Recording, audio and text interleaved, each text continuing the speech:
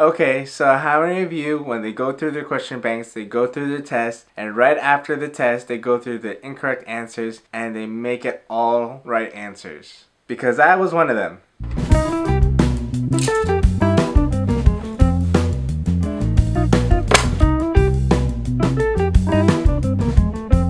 So before the first time I took my board exam, I cheated on my NCLEX-RN Mastery app. But then you may be asking, how did I cheat? Every time I did my NCLEX-RN Mastery app questions, I would go through a set of questions, and then right after that, I would delay not even a day, 2, 3, 4, 5, and I would go right back and go to the somewhat no, and I'd go back to my questions that I got wrong, and I already memorized the answer. So guess who got a good score on their NCLEX-RN Mastery app? Yeah, let's not do that. I have a friend or two that when they go through questions throughout the week, they answer the ones they get wrong at the end of the week, like on a Friday or something, depending on what their schedule was. For me personally, I would leave all my incorrect answers towards the end and then go through it comprehensively.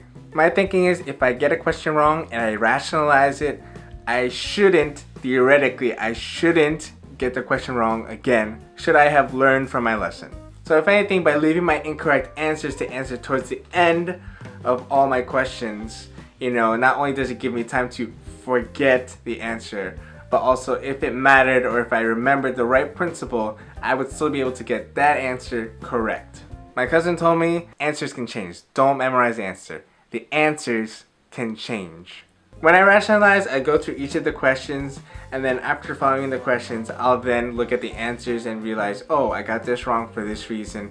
And I'll pick up some facts that I didn't know, some principles that I didn't think of, and whether it be on answering the questions in general or about the certain topic, and then I'll write it, or at least I'll type it in my OneNote.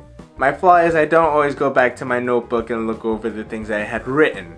I guess you can kind of say I'm hoping for the memory to just kick in. But this time, I'm not riding on the hope of memory. I'm riding on the will of God, and at the same time, I'm trying to prepare myself, if anything, over-prepare myself for this exam. When I pass my exam, and I know it's not going to be if I pass my exam, but when I pass my exam, I know it's not going to be by chance. So this time, I'm not leaving it to chance. And don't you leave it to chance.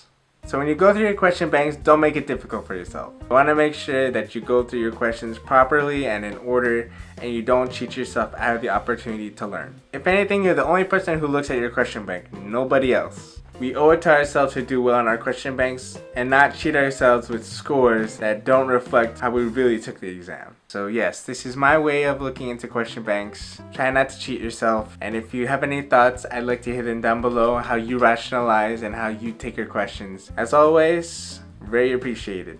So with that said, study well, rest best, and pray the most. Thanks for watching.